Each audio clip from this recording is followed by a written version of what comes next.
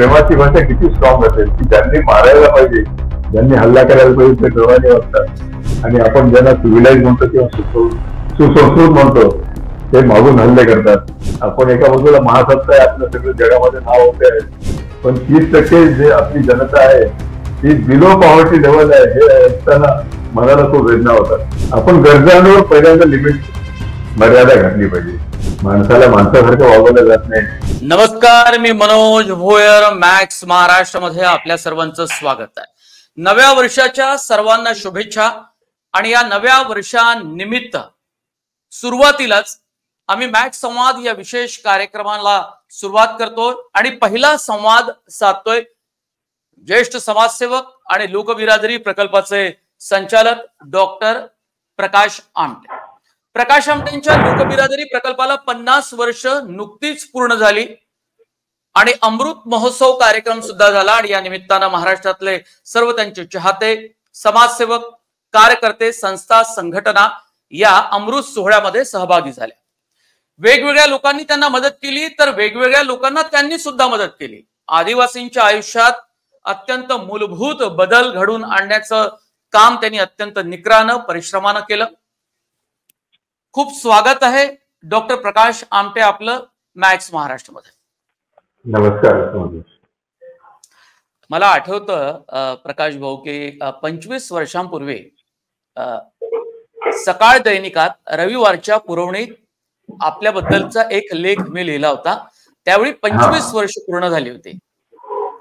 अनिकेत आमटे आपले सुपुत्र त्यावेळी पुण्यात शिकत होते. त्यांनी लेखाला मदतही केली होती. आणि आता त्यानंतरचा 25 वर्षाचा टप्पा पूर्ण होऊन संस्थेला 50 वर्ष पूर्ण झाली. काय आठवण? त्याची काही आठवण 25 वर्षापूर्वीची सकाळच्या लेखाची आता आपण मॅक्स महाराष्ट्रावर मुलाखत करतो. 50 वर्ष संस्थेला पूर्ण झाले. 1998 साली बाबा तिथे बडवारी जवळ कसरावतला होते, पण ते पहिल्यांदाच तिथून आनंदवनला भेट दिली, तिथून पुढे हेमलदेशाला आले. आणि या मुलांनीच खरं म्हणजे हा इन्फॉर्मल गेट टुगेदरचा प्रोग्राम ठेवला होता सिल्वर ज्युबिलीच्या निमित्ताने. आणि एक आठवण अशी आहे ती की दिगंत हा मोठा मुलगा त्याच वेळेला त्याने MBBS ची परीक्षा देऊन तो डॉक्टर झाला होता. आणि बाबांना आमच्या घरातच बाबा राहायचे, तिथे खोलीत जाऊन तो सकाळी बाबांना म्हणाला की माझ्या शिक्षणाचा आता कालक्रम पूर्ण झालेला आहे, माझी इच्छा आहे की आईबाबाच्या कामात सहभागी व्हावं. तर बाबांना एकदम असं स्तब्ध झाले बाबा, म्हणजे ओव्हरवेल ज्याला म्हणतो ना आपण. आणि पण बाबा असे जुन्या पिढीतले होते. ते म्हणाले दिगंत तू, त्याला पिलू म्हणतात, पिलू तू असं कर म्हणे, संध्याकाळी आपली सभा आहे या निमित्ताने, त्या सभेमध्ये तू सर्वांसमोर हे सांग की मी आईबाबाच्या कामात सहभागी होतोय. ऍक्च्युली बाबांचे डोळे पाणावले होते, कारण तिसरी पिढी न मागता न सांगता त्यांच्या कामात सहभागी होण्याचं वचन देते. पण बाबांना ते पब्लिक समोर द्यायचं, म्हणजे पब्लिक समोर दिलं किंवा तेव्हा ते पाळावं लागतं, असा एक त्यांचा एक समज होता किंवा गैरसमज होता. तर संध्याकाळी सभा झाली तेव्हा दिगंनी सगळ्यांच्या समोर थोडं छोटंखानी भाषण केलं की लहानपणी मी इथेच वाढलो, अनिकेत आणि ते इथल्या शाळेत शिकलं पहिल्यांदा, आणि मग आता कालांतराने डॉक्टर झालो. मी माझ्या कामात आईबाबाच्या कामात मी सहभागी होतो आहे. त्याच्यावेळी सभा सुद्धा खूप अशी ओव्हरवेल झाली, सगळेजण भारावून गेले होते. तर ही त्या सिल्वर ज्युबिलीच्या कार्यक्रमाची मोठी आठवण आहे. त्याच्यानंतर तो सांगितल्याप्रमाणे वचन दिल्याप्रमाणे त्याने नंतर काही दिवसातच माझ्याबरोबर काम करायला सुरुवात केली. आणि आता अनिकेत आणि ते दोघेही स्वतंत्रपणे आपापल्या शाळा आणि दवाखान्याची जबाबदारी त्यांनी घेतली आहे. आणि एक खूप मोठं समाधान आहे की 25 वर्षामध्ये 50 वर्ष मोठा कालखंड मी आणि मंदा, म्हणजे आम्ही दोघेही बाबांच्या प्रेरणेने काम सुरू केलं. आणि ते असं फारच काय म्हणतात त्याला नैसर्गिकरित्या वाढत गेलं. म्हणजे योजना केल्या, पैसा आला, मग काम सुरू केलं असं नव्हतं केलं. घराखाली दवाखाना होता आपल्या झोपडीमध्ये छोटासा, गरजेप्रमाणे आपण प्रकल्प वाढत गेला. आणि मुख्य म्हणजे कार्यकर्ते मिळाले बाबांना. तर आमच्या बरोबरीचे तरुण कार्यकर्ते बाबाच्या प्रेरणेने या प्रकल्पाला सहभागी झाले. आणि बहुतेकांना त्यांचे नावही माहिती आहे. विलास मनोहर, गोपाळ पंडित, मुकुल दीक्षित सुद्धा त्यावेळेला, पांचाळ, जगन्नाथ मतकले वगैरे असे अनेक कार्यकर्ते त्या बाबांच्या प्रेरणेने सहभागी झाले. आणि काम असं वाढत गेलं. म्हणजे दवाखान्यातून असं लक्षात आलं की पहिले विश्वास नव्हता लोकांचा, मग विश्वास निर्माण झाल्यावर डॉक्टर सांगतात की जेवण झाल्यावर गोळ्या घ्या. आणि मग आमच्या लक्षात आलं की यांना खाण्यासाठी पुरेसं अन्न नाही. कधी कधी अर्धपोटी असतात, कधी कधी उपाशी असतात. मग अन्न कसं पिकवायचं हे शिकवलं पाहिजे. त्यांचं शोषण होत होतं. त्यातून शाळेचा जन्म झाला. या त्यांच्या हक्कांची जाणीव व्हावी. आणि त्यांनी शिक्षण नव्हतं म्हणून सगळे बाहेरचे लोक यांच्यावर रूल करत होते.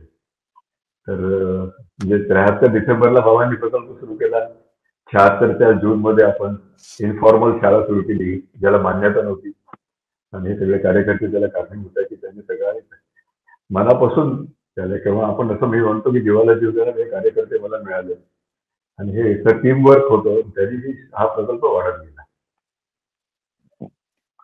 बाबा आमटेंनी आनंदवनला जसा प्रकल्प सुरुवात केला, अगदी तुम्ही जसं झोपडीतनं ओपीडी सुरू केली, एका दवाखाना झाडाखाली दवाखाना सुरू केला, ओपीडी सुरू केली. बाबांनी आनंदवनाची निर्मिती केली. त्यावेळेला सुद्धा खूप वेगवेगळे कार्यकर्ते त्यांना सातत्यानं भेटत राहिले. कार्यकर्ते भेटणं आणि त्यांना घडवणं ही सुद्धा एक वेगळी प्रक्रिया आहे. ती खरं तर भारत जोडो श्रमसंस्कार छावणीतनं सातत्यानं गेली अनेक वर्ष ही प्रक्रिया घडत होती. आपल्याला काही तसा अनुभव हेमलकस्यामध्ये तुम्ही अनेक कार्यकर्त्यांची नावं घेतली? हो हो, बाबांचं खरं म्हणजे खरे संस्कार त्यांचेच होते. नेहमी म्हणायचे ते, मग ते नुसतंच म्हणायचे नाही. आपण म्हणतो आपण काम करतो म्हणजे वर्क फॉर द पीपल, पण बाबांनी वर्क विथ द पीपल हा नारा दिला होता. म्हणजे कुठलेही काम, नवीन काम सुरू करायच्या आधी बाबा त्या स्पॉटवर जाऊन हजर राहायचे. अगदी विहीर खोदायची असेल तर खोदायला घेऊन बाबा उभे आहे. वेगवेगळे प्रकल्प, तर ते बघितल्यानंतर त्यांच्या बरोबर असणारे कार्यकर्ते आणि आपले कुष्ठरोगी त्यावेळेला आनंदवनात जे होते ते मग धावून जायचे आणि बाबा आपल्यासाठी कामं करतात आपण मागे कसे. तर ही पद्धत तेव्हापासून लागली, work with the people, not for the people. आता आम्ही त्याच मुशीत घडलो असल्यामुळे इथे जे कामं सुरू केली ती आम्ही आणि मंडळ आम्ही सगळ्याच कामामध्ये प्रथम सहभागी व्हायचो आणि आमचे कार्यकर्ते आमच्या बरोबर साथीला होते. तर हा जो एक मंत्र होता की वर्क विथ द पीपल, याने कार्यकर्त्यांना सुद्धा असा आपलेपणा वाटायचा. इथे काही इथे वर्गवारी नव्हती, त्या कोणी संचालक आहे, कोणी फाउंडर आहे किंवा संस्थापक आहे, सगळे एकाच लेवलला. आणि सगळ्यात महत्वाचं म्हणजे पहिल्या दिवसापासून इथे कॉमन किचन आहे, सगळे एकत्र जेवतात. ज्या वेळेला फक्त वरण भातच होता, दुसरं काही इथे मिळत नव्हतं, कारण 6 महिने रस्ते बंद राहायचे, दुकानं नव्हते, भाज्या नव्हत्या. पण त्या वरण भातावर सुद्धा आमच्या कार्यकर्त्यांनी समाधान मानलं, कधी तक्रार केली नाही. याचं कारण नव्हतं की घंटी वाजली की सगळेजण जाऊन बसायचं आणि जे आहे ते आनंदाने खायचं. तर हे जे सूत्र होतं वर्क विथ द पीपल, कुठल्याच कामाला हलकं मानलं नाही. आणि सगळे कार्यकर्ते सर्व प्रकारची कामं, अगदी संडास साफ करणे, काय जंगलातून लाकड आणायचे, स्वयंपाक करायला, झोपड्या बांधायला मदत करा. त्यावेळेला पेशंट कमी यायचे इथे, पण स्वतःला बिझी ठेवायचं. आणि त्याच्यामुळे मनोरंजन नव्हतं किंवा बोलायला कोणी नव्हतं. त्यांनी दिवसभर काम केलं म्हणजे वेळ चांगला जायचा, थकवा यायचा, रात्री झोप चांगली यायची. अशा पद्धतीने आमचे कार्यकर्ते घडत गेले आणि एका कुटुंबासारखे हे प्रकल्प वाढत गेले. आज बघा प्रकाश भाऊ, मी अनेकदा हेमलकशाला येऊन गेलो, भामरागड सगळा परिसर मी पत्रकारितेच्या अनुषंगाने पाहत राहिलो. आज आपल्याला खूप विस्तारलेला सगळा हा प्रकल्प वाटतो. म्हणजे दवाखाना खूप मोठा.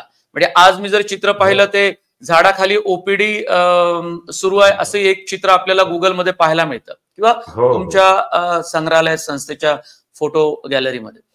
आज इतकं मोठं रुग्णालय, त्यात अत्यंत ऍडव्हान्स सगळ्या मेडिकल मशीन्स आहेत, वैद्यकीय उपकरण आहेत, आणि त्यासोबत शाळा आहे. आणि मी एक दुसरी शाळा मला अनिकेतनी आणि समीक्षाने दाखवली होती, ती काही दूर प्रकल्पापासून दूर, अगदी लाल वेगळ्या विटा मातीने वेगवेगळ्या पद्धतीने रंगवली, तिथं मुलं सगळे येत होती. आणि मग जाताना मुलांची शाळा पावसाळ्याच्या दिवसात बंद होऊन जायची ती, आणि मग पुन्हा सुरू व्हायची. पण 50 वर्षा पूर्वी ही परिस्थिती अत्यंत वेगळी भीषण होती.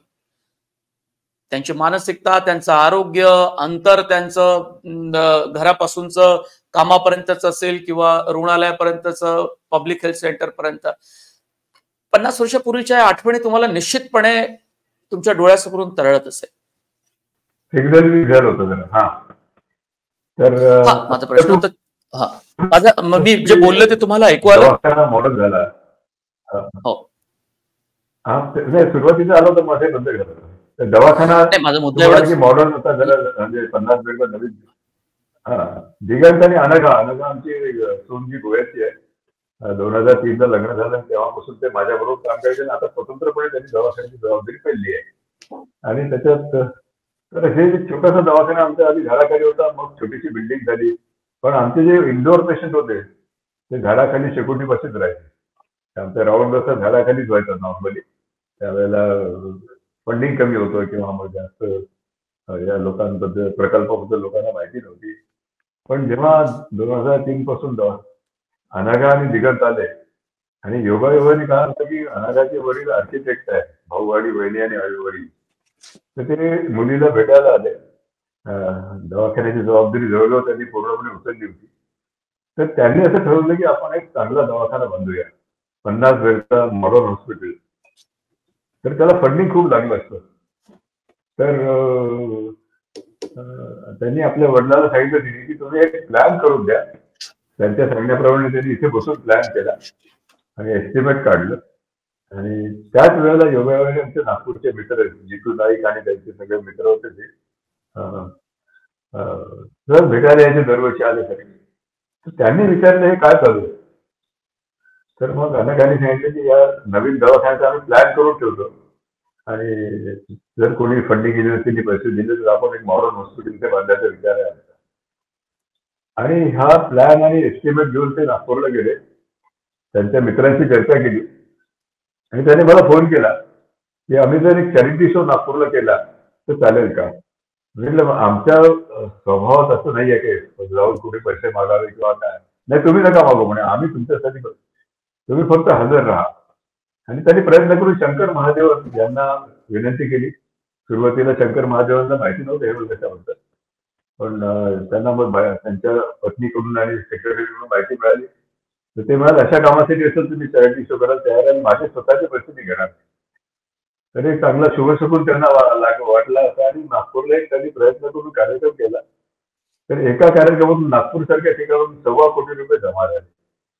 तर हा एक मोठा एक असं या लोकांना आणि की काय आपल्या दिगंत आणि अनघाला असं शुभशकून वाटलं की आता आपल्याला हॉस्पिटल बांधायला हरकत नाही.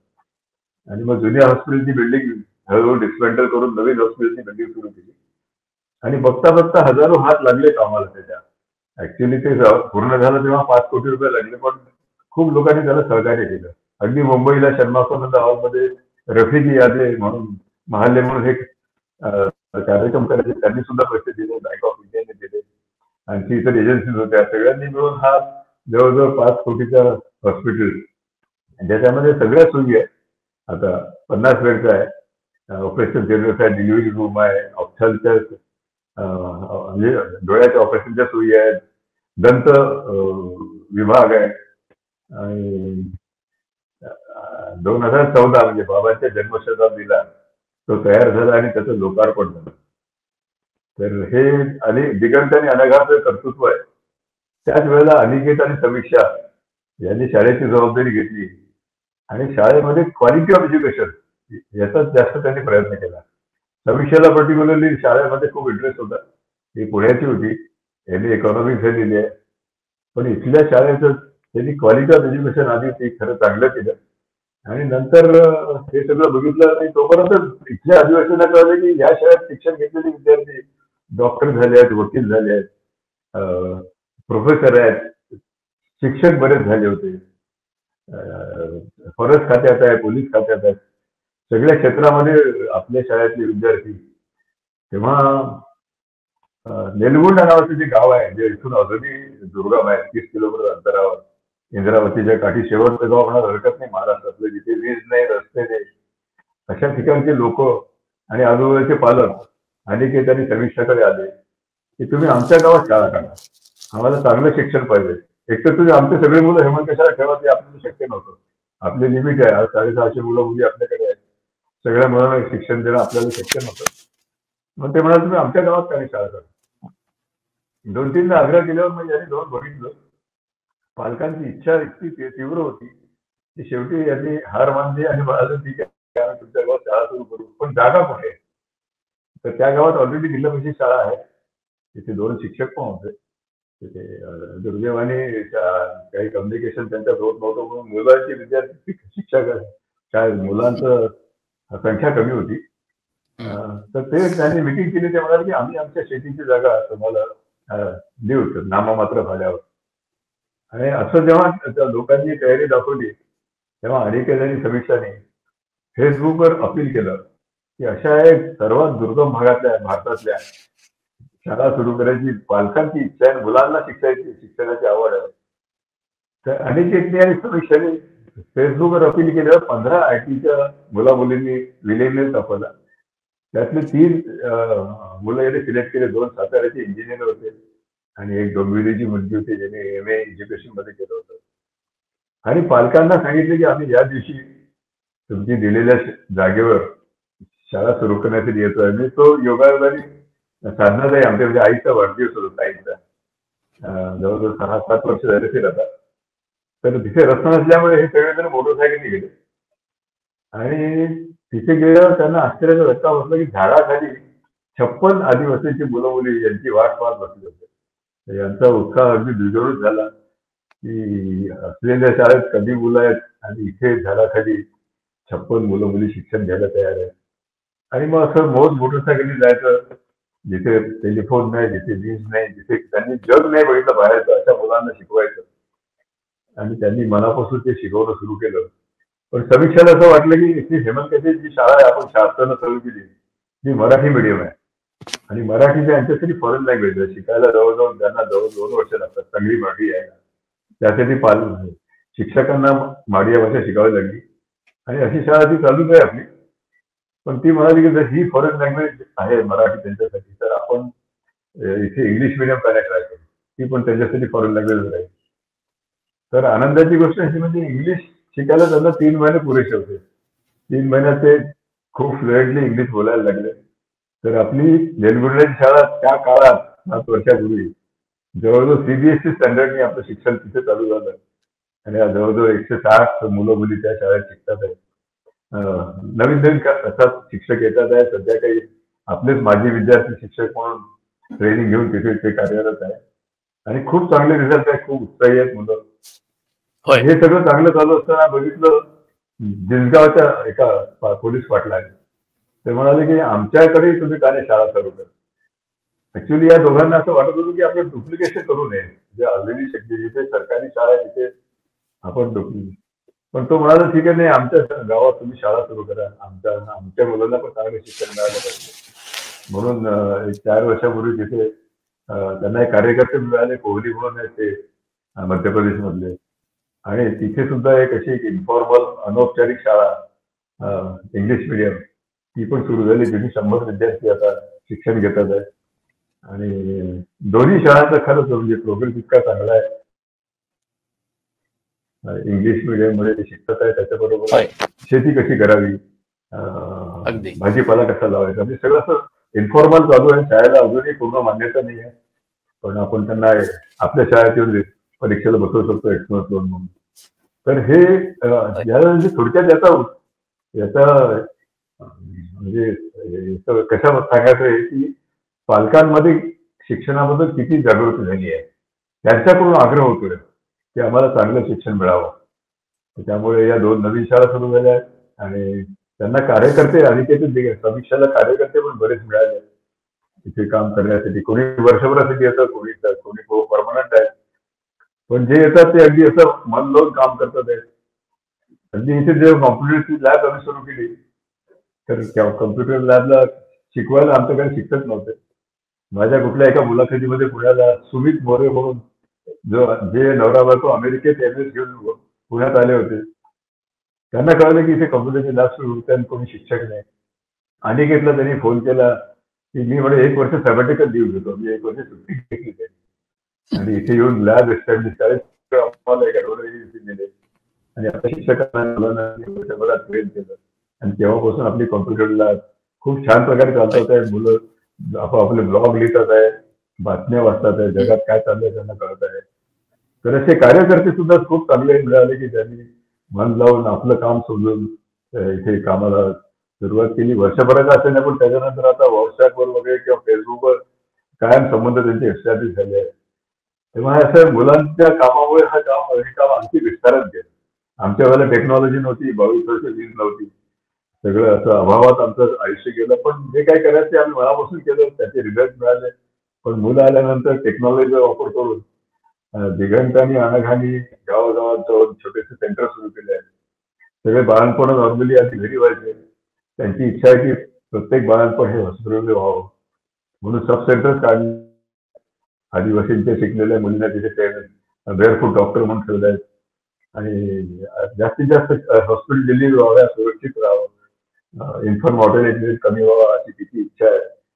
त्यामुळे दोन्ही प्रकल्प असे मुलांच्या उत्साहाने म्हणा किंवा त्यांना मिळणाऱ्या कार्यकर्त्यामुळे ते विस्तारतच आहे. 50 वर्षातलं होय. फलित आहे.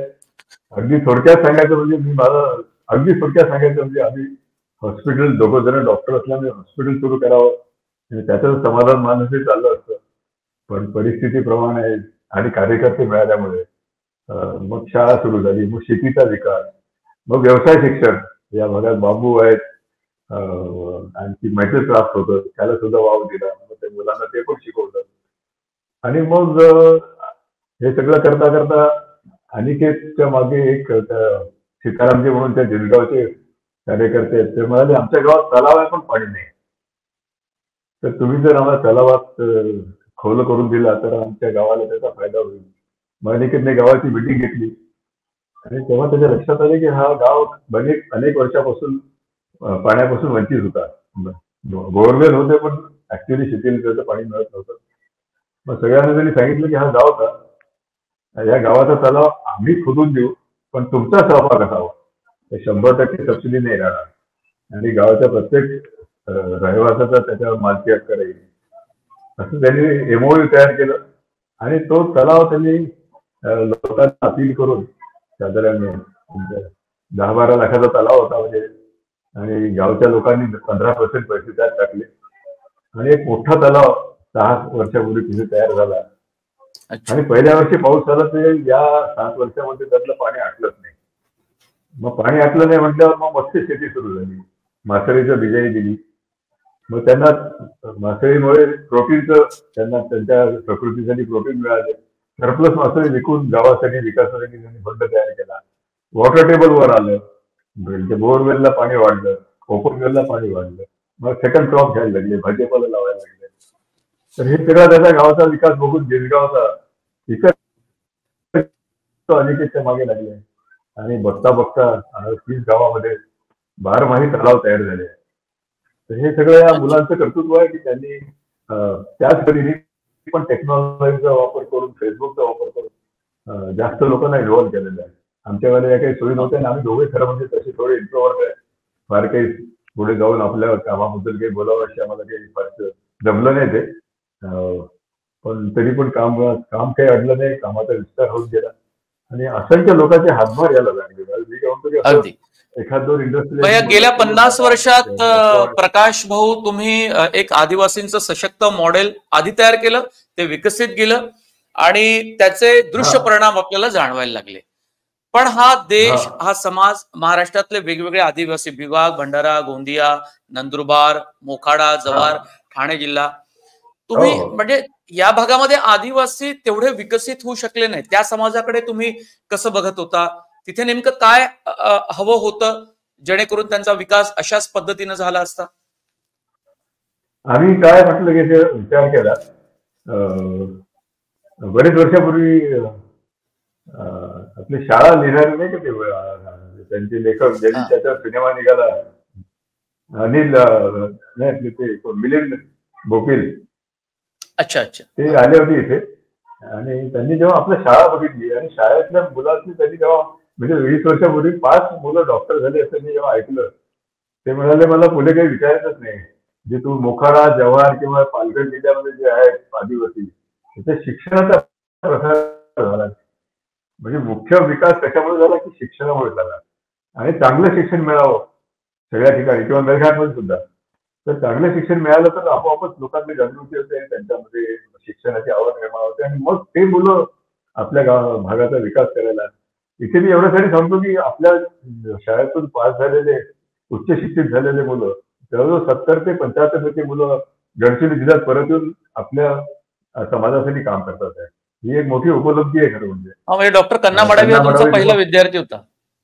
पहिला विद्यार्थी होता आणि त्यांनी बोलवाच्या आपल्या सुवर्ण महोत्सवात त्यांनी सांगितलं की मी इथे परत आलो आपल्या जिल्ह्यामध्ये. याचं एक मुख्य कारण हे मी लोकबिरादरी प्रकल्पात शिकल्यामुळे आणि इतरही नावं घेतली की आणखी काही विद्यार्थी आले आहेत. तर हे जे संस्कार झाले त्याचे नकळत आपण काही सांगितलं नाही, पण बरेचसे विद्यार्थी उच्च शिक्षित या भागात आले आणि ते या आपल्या लोकांसाठी काम करतात आहे. तर हे बेसिकली हे कारण आहे की शिक्षणाची तेवढी सुविधा तिथे नव्हती म्हणा किंवा त्याच्यात त्याबद्दल जागृती नव्हती, म्हणून तो विकास अजूनही मागासलेला आहे. पण दुसरं एक मनोज मला हे सांगायचं आहे की आपल्या किंवा बाबांच्या तुला माहिती आहे श्रमसंस्कार करण्याची अनेक तरुणांनी प्रेरणा घेऊन आपापल्या भागात वेगवेगळ्या ठिकाणी कामं सुरू केली आहेत. छोटे छोटे एनजीओज आहेत. प्रेरणा बाबांची किंवा आपलं काम बघितलं असेल, पण आपल्या पद्धतीने या भागातल्या समस्या ज्या असतील त्या घेऊन अनाथ मुलं असतील, एचआयव्हीचे बाधित मुलं आहेत, शेतकरी आत्महत्या करणाऱ्या काही मुलं आहेत, या सगळ्यांसाठी कामं सुरू केले. त्याला त्यांचा कुठेतरी संबंध बाबांशी किंवा आपल्या प्रकल्पाशी आला होता. तर हे एक मोठी उपलब्धी आहे की ज्याची आम्ही अपेक्षा केली नव्हती. मेळघाटात सुद्धा काही डॉक्टर जाऊन बसले आहेत. मेळघाटात डॉक्टर आशिष सातव तो नाव घेतोच तो की त्यांच्या प्रेरणेने आम्ही सुरू केलं म्हणून. हो, रवी कोल्हे पण आहे, त्यांनी बाबांचा सोमनाथ कॅम्प अटेंड केला होता. तर असे अनेक ठिकाणी छोटे छोटे आणि बीड जिल्ह्यात सुद्धा बीड जिल्ह्यामध्ये पण काही संघटना अशा आहेत. बीड जिल्ह्यात आपलं दीपक नागरगोजे किंवा दत्ता बारकाचे असे जे चांगलं काम अनेक वर्षांपासून करतात आहे. तर ही एक उपलब्धीच आहे की आपल्या या कामातून इतर लोकांना प्रेरणा मिळते. दुसरं एक वैशिष्ट्य बाबांच्या कामातून तुझ्या लक्षात आलं असेल की बाबांनी आपल्या मागे लेबल लावलं नाही. ते कुठल्या पॉलिटिकल पार्टीचे नाही, ते कुठल्या धर्माचे नाही. आणि त्याच्यामुळे येणाऱ्या तरुणाला कुठल्याही विचारसरणीचा असेल बाबांकडे यायला संकोच वाटत नव्हता. अगदी डावे विचारसरणीचे विद्यार्थी बाबांकडे यायचे किंवा उजव्या विचारसरणीचे यायचे, पण मोकळेपणाने यायचे आणि त्यातून त्यांना जेवढं घेता येईल ते घेऊन आपापल्या गावामध्ये आपापल्या पद्धतीने काम करणारे अनेक तरुण आहेत. काही जण अर्थात ते म्हणतील आम्ही बाबांपासून प्रेरणा घेतली, पण काही त्याला प्रेरणाला म्हणजे क्रेडिट द्यायची काही गरज नाही. काम सुरू केलं हे महत्वाचं आहे. असे अनेक तरुण आहेत महाराष्ट्रात. तरी पण अजून अनेक तरुणांची गरज आहे आपल्याकडे. आपला समाज विकसित व्हावा. मी नेहमी म्हणतो आपण एका बाजूला महासत्ता आहे, आपलं सगळं जगामध्ये नाव होते आहे, पण 30% जे आपली जनता आहे ती बिलो पॉवर्टी लेवल आहे. हे ऐकताना मनाला खूप वेदना होतात. तर हा शब्द निघून गेला पाहिजे, बिलो पॉवर्टी लेवल. तर सगळ्यांना कमीत कमी सुखाचं जीवन जगायचा प्रत्येकाचा हक्क आहे घटनेप्रमाणे. तर त्या दृष्टीने माझी अशी इच्छा आहे की तरुणांनीच हे आपल्या हातात घेऊन ठिकठिकाणी आपल्या परीने आपलं जीवन चांगलं जगून जर समाजात काम केलं तर हा खरोखरच आपल्या खरं देशाचा मग महासत्ता आहे, आपल्याला जरा अभिमानाने करता येईल. तोपर्यंत मला वाटत नाही की महासत्ता आहे. आणि दुसरं म्हणजे समाजामध्ये शिक्षण सुविधा असेल ग्रामीण भागात, आदिवासी भागामध्ये, हे सगळं असताना एक सामाजिक सौहार्द टिकून ठेवणं, तिची सामाजिक घट्ट वीण आहे आपली, जी ओळख आहे या भारत देशाची, खास करून महाराष्ट्रासारख्या पुरोगामी राज्याची, तिला कुठे तडे जाऊ नये म्हणून सुद्धा प्रयत्न होणं तितकंच गरज आहे. बाबा आमटे यांनी भारत जोडो यात्रा 2दा काढली, त्यातनं अनेक कार्यकर्ते उभे झाले. आजही ते संस्था संघटना मोठ्या ताकदीनं सांभाळतायत. त्यातनं पुन्हा प्रेरणा घेऊन नगरसेवक आपले कुलकर्णी त्यांनी एक यात्रा काढली. दगडू लोणटे हे सुद्धा अशा बांगलादेश पर्यंत जाऊन आले वेगवेगळ्या यात्रेमध्ये.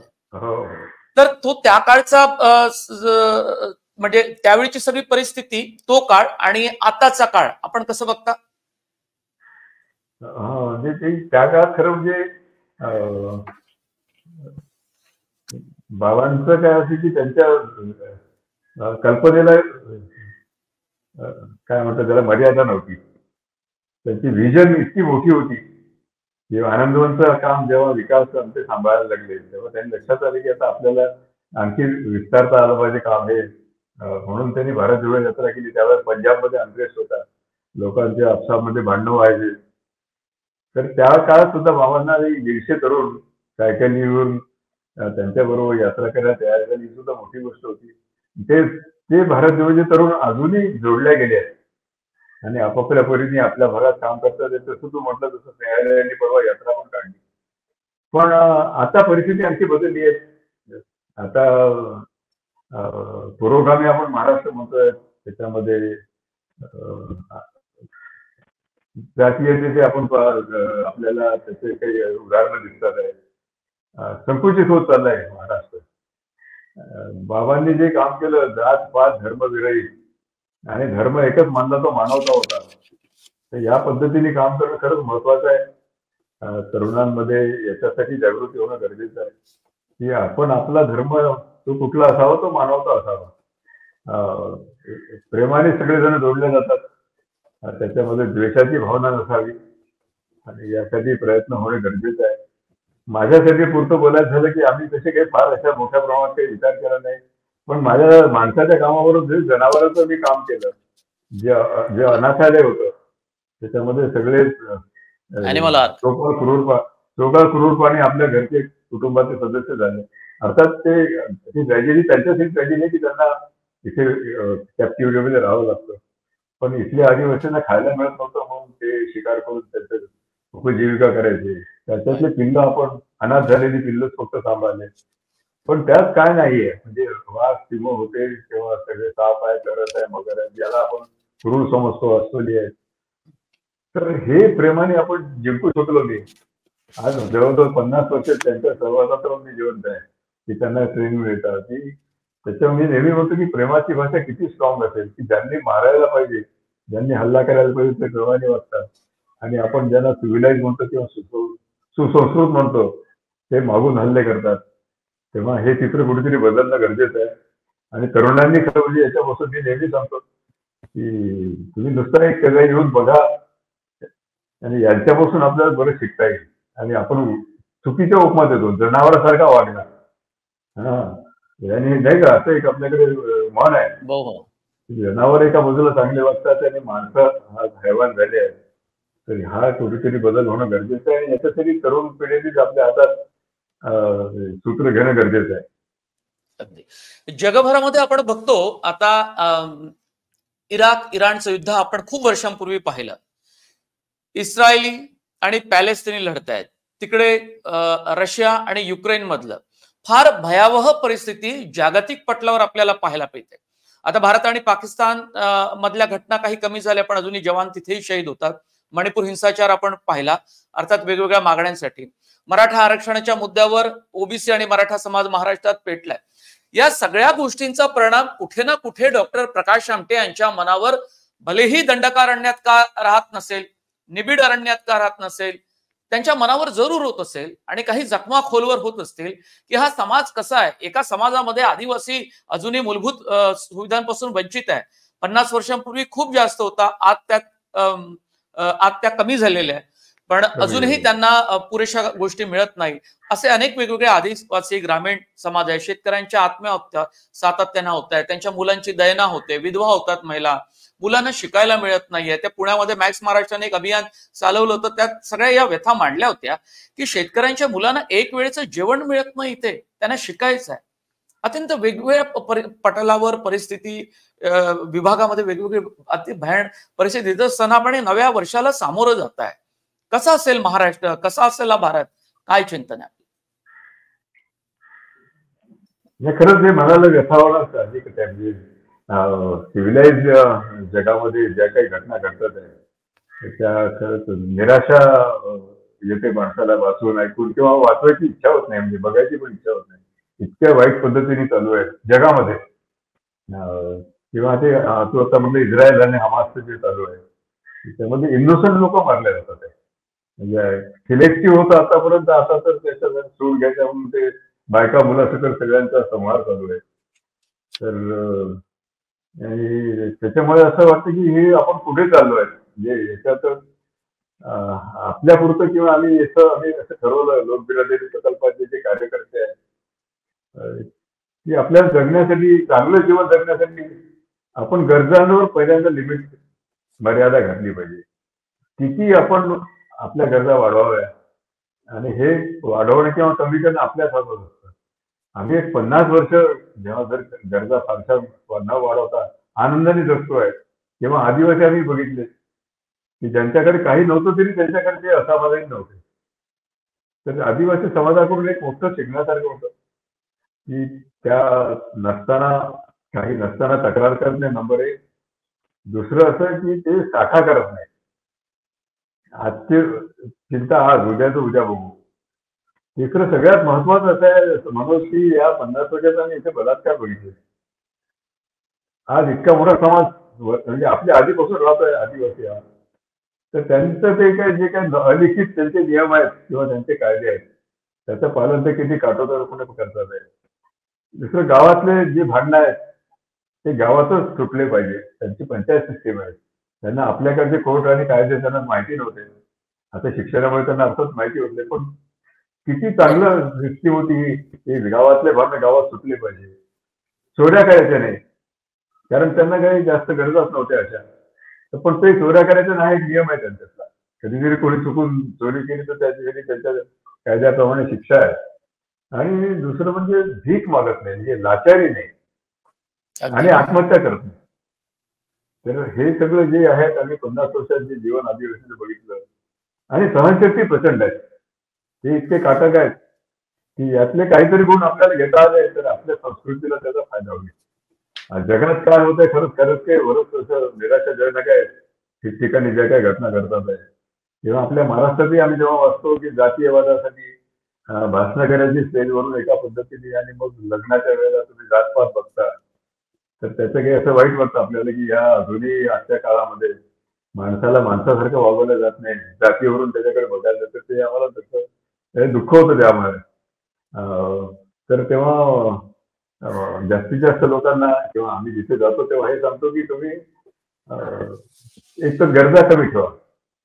म्हणजे किती ठेवायचं काय नाही याच्यासाठी काही लिमिट नाही, पण प्रत्येकाने आपल्या गरजा ठेवायचं, मर्यादित करणं गरजेचं आहे.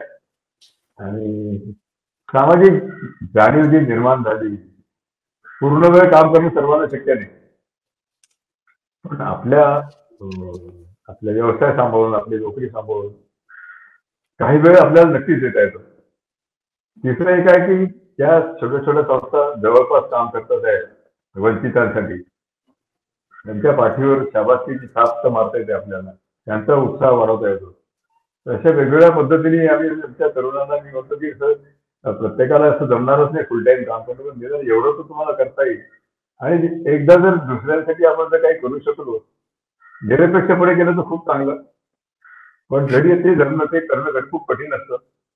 तुम्ही व्हॉट्सअपवर करा, पब्लिसिटी करा, काम केल्यानंतर त्यातही काही हरकत नाही. तेव्हा अशा पद्धतीने जर जाणीव जागृती तरुणांमध्ये झाली तर, आणि मला त्याची खात्री पण आहे, कारण ज्या पद्धतीने आम्ही दोघांना वेगवेगळ्या कॉलेजेसमध्ये निमंत्रण मुलांकडून येतात, मला त्याचा खूप आनंद होतो की मुलं बोलवतात आहे. कुठे कॉन्व्होकेशनला बोलवा, किंवा IIT मद्रासला गेलो आम्ही, चेन्नईला गेलो, याला IIM बेंगलोरला सगळे मेडिकल कॉलेजेस झाले.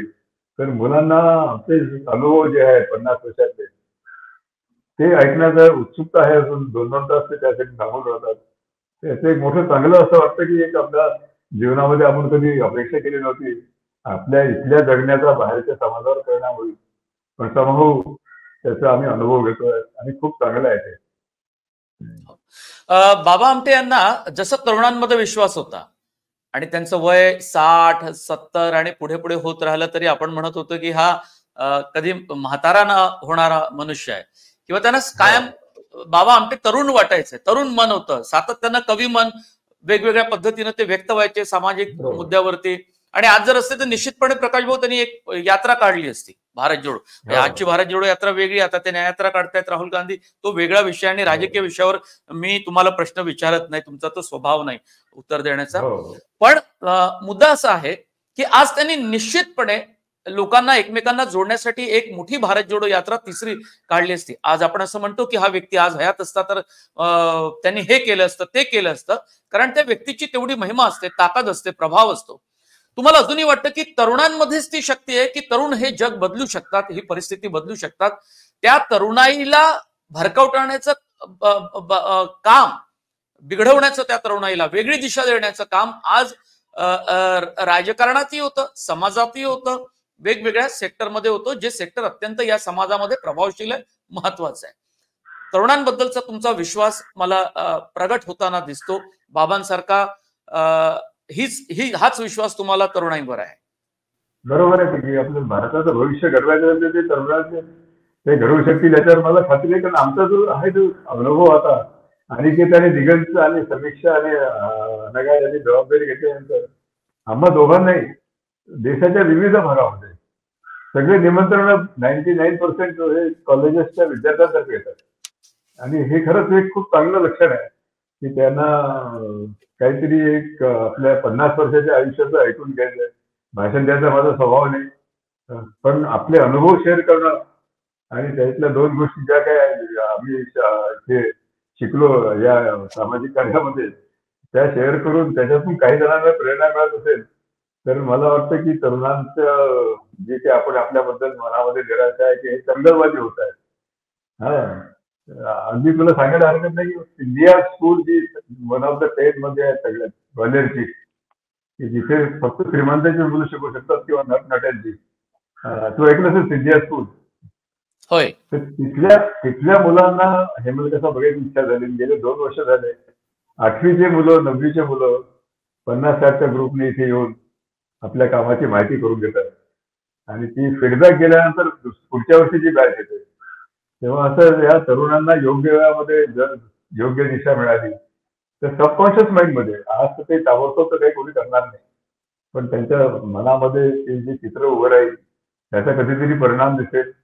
आणि हा चंगलवाद सोपा चंगलवाद आहे की ज्याच्याने काही लोकांचं भलं झालं नाही.